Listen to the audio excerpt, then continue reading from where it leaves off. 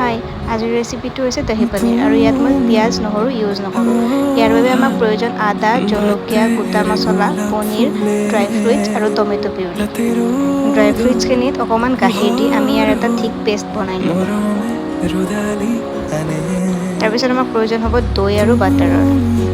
বাতি এটাত দৈখিনি উলিয়াই লৈ তাত হালধি, কাশ্মীৰী লাল মিৰ্চ, ধনিয়া আৰু জিৰা লৈ সেইখিনি ভালদৰে ফেটি ল'লোঁ। তাৰপিছতে আমি পনীৰখিনিত হালধি আৰু নিমখ সানি ইয়াক ফ্ৰাই হ'বলৈ দিলোঁ।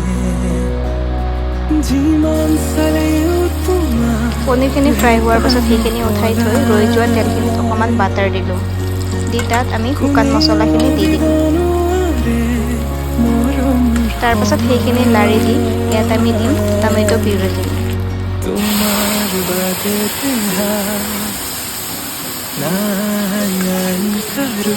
এই মছলাখিনি যেতিয়ালৈকে তেল এৰি নিদিয়ে তেতিয়ালৈকে ইয়াক ভাজিব লাগিব। মছলাখিনি ভাজা হোৱাৰ পিছত আমি ইয়াত দিম ড্ৰাই ফ্ৰুইটছৰ পেষ্টখিনি। এইখিনিও ভালদৰে ভাজি লৈ ইয়াত আমি এড কৰিম ক্ৰীম। ক্ৰীমটো অৱশ্যে অপশ্যনেল, আপোনালোকে দিব পাৰে নিদিব পাৰে।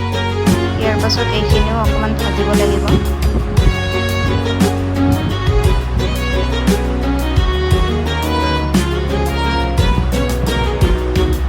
তাৰপাছতে আমি যিহেতু নিমখ দিয়া নাছিলোঁ গতিকে ইয়াত নিমখ দিলোঁ। আৰু ইয়াৰ পিছতে ইয়াত দিম ফেটি লোৱা দৈখিনি। দৈখিনি দিও ইয়াক ভালদৰে অলপ সময় লৰাব লাগিব।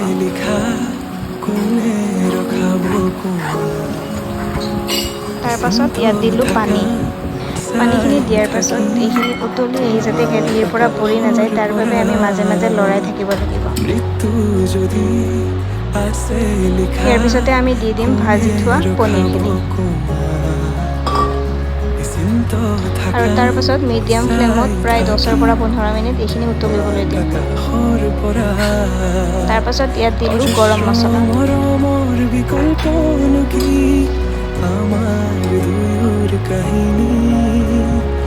একেবাৰে শেষত দিম আমি কচুৰি মেথি। কচুৰি মেথি এটা বহুত ধুনীয়া ফ্লেভাৰ লৈ আহে, গতিকে ইয়াত দিলোঁ কচুৰি মেথি।